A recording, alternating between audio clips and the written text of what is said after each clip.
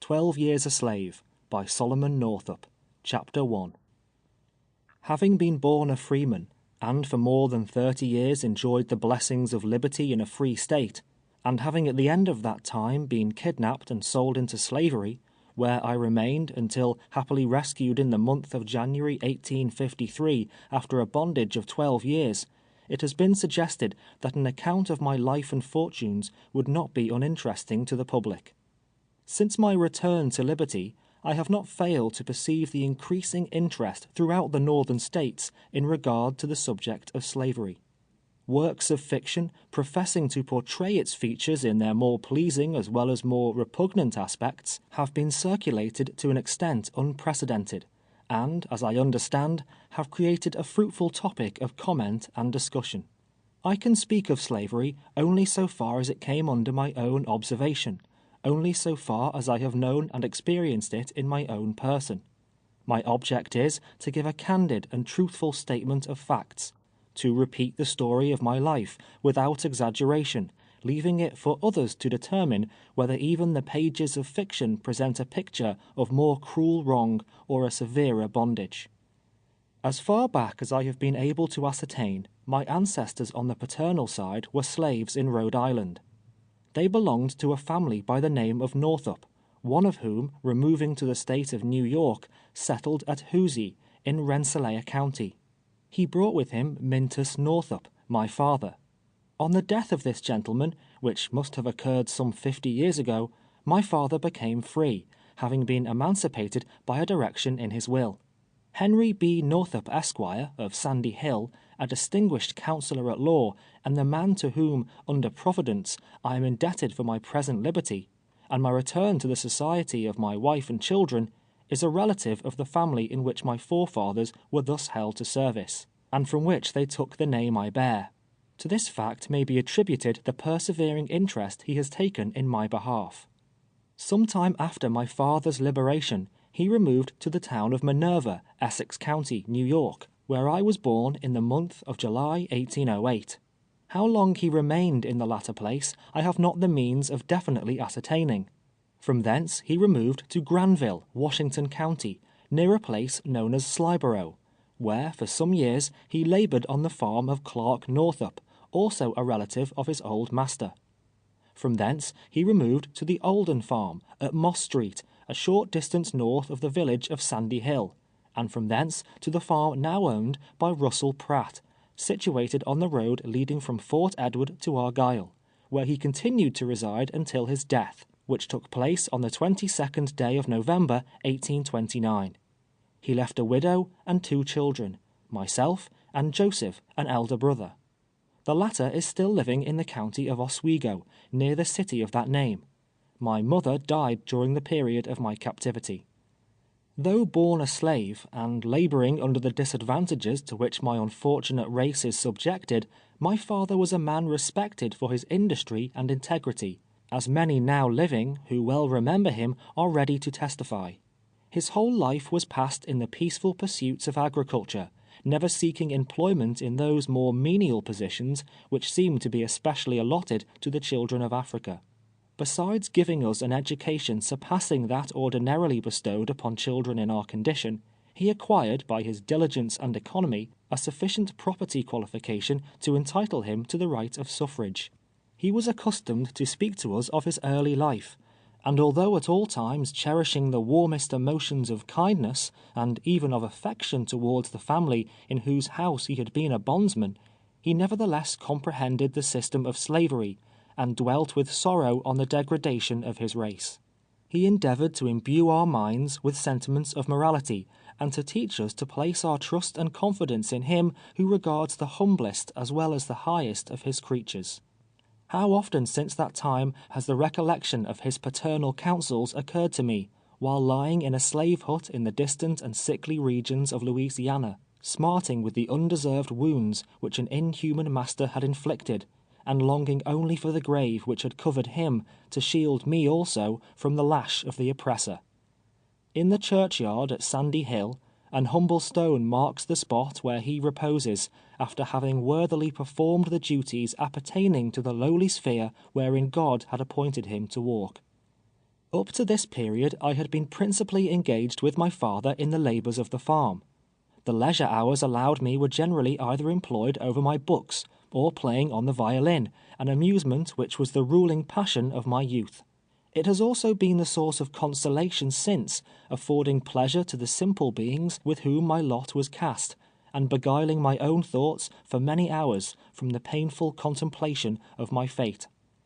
On Christmas Day, 1829, I was married to Anne Hampton, a coloured girl then living in the vicinity of our residence. The ceremony was performed at Fort Edward by Timothy Eddy, Esquire, a magistrate of that town and still a prominent citizen of the place. She had resided a long time at Sandy Hill with Mr. Baird, proprietor of the Eagle Tavern, and also in the family of Reverend Alexander Proudfit, of Salem. This gentleman for many years had presided over the Presbyterian Society at the latter place, and was widely distinguished for his learning and piety. Anne still holds in grateful remembrance the exceeding kindness and the excellent counsels of that good man. She is not able to determine the exact line of her descent, but the blood of 3 races mingles in her veins. It is difficult to tell whether the red, white, or black predominates. The union of them all, however, in her origin, has given her a singular but pleasing expression, such as is rarely to be seen. Though somewhat resembling, yet she cannot properly be styled a quadroon, a class to which, I have omitted to mention, my mother belonged. I had just now passed the period of my minority, having reached the age of 21 years in the month of July previous. Deprived of the advice and assistance of my father, with a wife dependent upon me for support, I resolved to enter upon a life of industry, and notwithstanding the obstacle of colour and the consciousness of my lowly state, indulged in pleasant dreams of a good time coming, when the possession of some humble habitation, with a few surrounding acres, should reward my labours and bring me the means of happiness and comfort. From the time of my marriage to this day, the love I have borne my wife has been sincere and unabated, and only those who have felt the glowing tenderness a father cherishes for his offspring can appreciate my affection for the beloved children which have since been born to us. This much I deem appropriate and necessary to say, in order that those who read these pages may comprehend the poignancy of those sufferings I have been doomed to bear. Immediately upon our marriage we commenced housekeeping in the old yellow building then standing at the southern extremity of Fort Edward village, and which has since been transformed into a modern mansion, and lately occupied by Captain Lathrop. It is known as the Fort House. In this building the courts were sometime held after the organization of the county. It was also occupied by Burgoyne in 1777, being situated near the old fort on the left bank of the Hudson. During the winter, I was employed with others repairing the Champlain Canal, and that section over which William Van Nortwick was superintendent. David McEachran had the immediate charge of the men in whose company I labored. By the time the canal opened in the spring, I was enabled, from the savings of my wages, to purchase a pair of horses, and other things necessarily required in the business of navigation. Having hired several efficient hands to assist me, I entered into contracts for the transportation of large rafts of timber from Lake Champlain to Troy. Dyer Beckwith and a Mr. Bartamy of Whitehall accompanied me on several trips. During the season I became perfectly familiar with the art and mysteries of rafting, a knowledge which afterwards enabled me to render profitable service to a worthy master, and to astonish the simple-witted lumbermen on the banks of the Bayou Boeuf. In one of my voyages down Lake Champlain, I was induced to make a visit to Canada.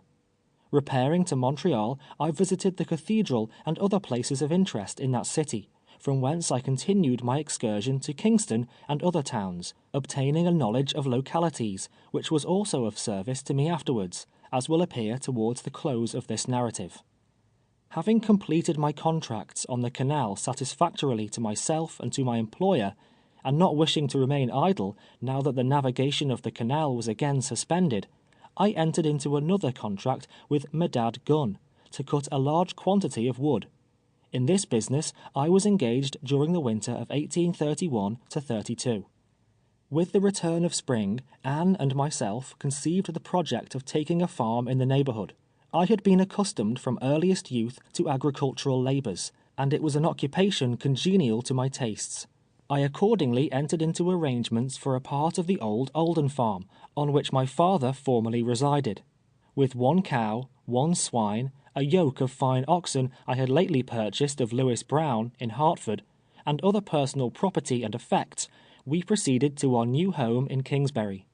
That year I planted 25 acres of corn, sowed large fields of oats, and commenced farming upon as large a scale as my utmost means would permit. Anne was diligent about the house affairs, while I toiled laboriously in the field.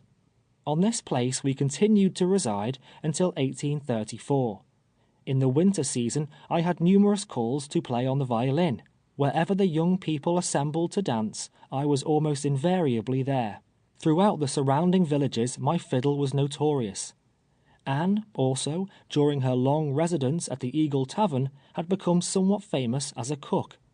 During court weeks and on public occasions she was employed at high wages in the kitchen at Sherrill's Coffee House.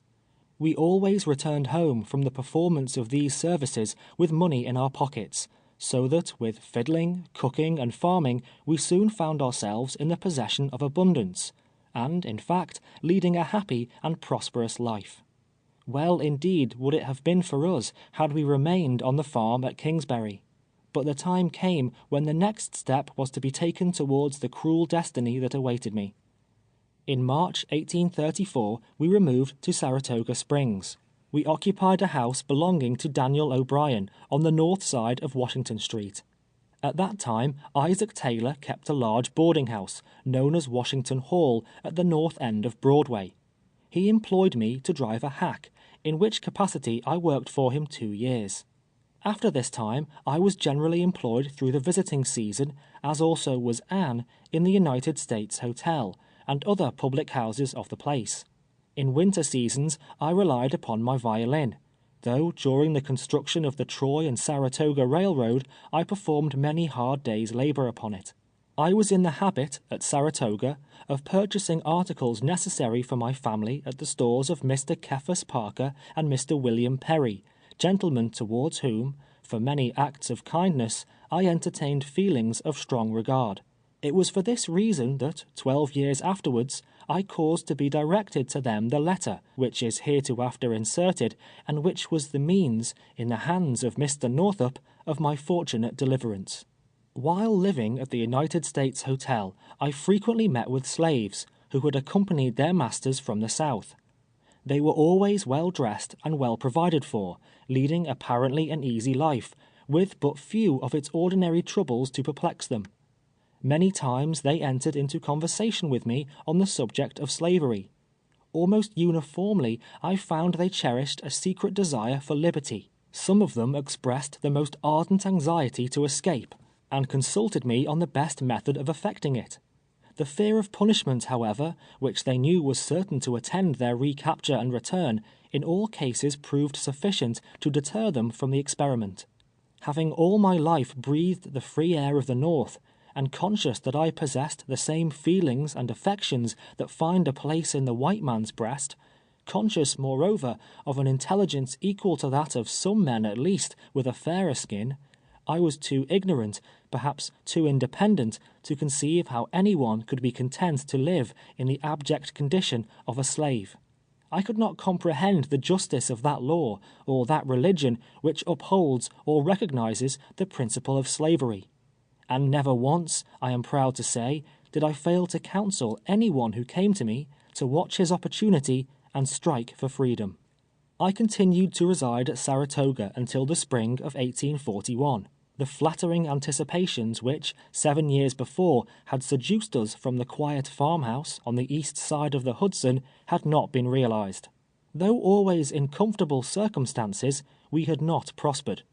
The society and associations at that world-renowned watering place were not calculated to preserve the simple habits of industry and economy to which I had been accustomed, but, on the contrary, to substitute others in their stead, tending to shiftlessness and extravagance.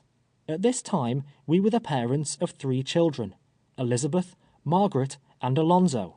Elizabeth, the eldest, was in her 10th year. Margaret was 2 years younger, and little Alonzo had just passed his 5th birthday. They filled our house with gladness. Their young voices were music in our ears.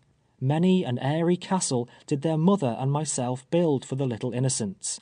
When not at labor, I was always walking with them, clad in their best attire, through the streets and groves of Saratoga.